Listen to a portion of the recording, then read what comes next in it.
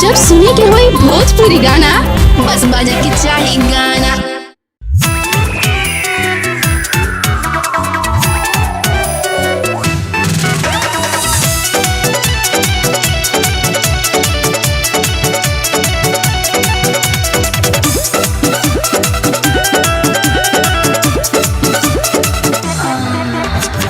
पहिला राती कोइलो बड़ी घाते लागे कि तोड़ देब छाती के बाते बहुत नु सासत किया है।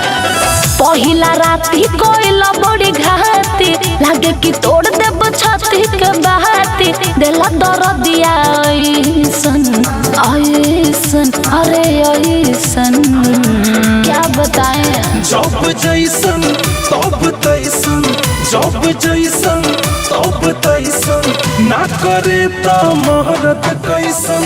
जब जैसन तब तैसन ना करे त महरत कैसन।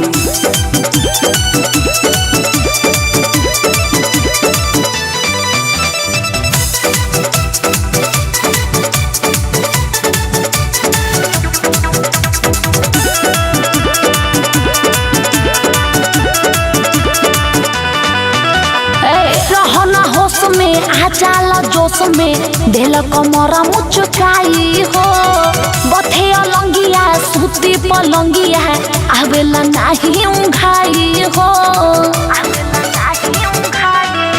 काहे हमरा के तना सतावेलु हो तनी पीछे से तकिया हटावो मोर सोना को रोजनी चोन्हानु हो तनी मूड हमर गरमावो। बाड़ो का ढेर उखमोजले राजा बाड़ो का ढेर उखमोजले राजा देबा छुड़ाई ऐठल ऐठल अरे ऐठल समझे।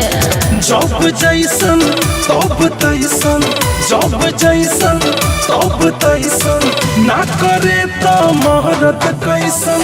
जब जैसन तब तैसन ना करे त महरत कैसन।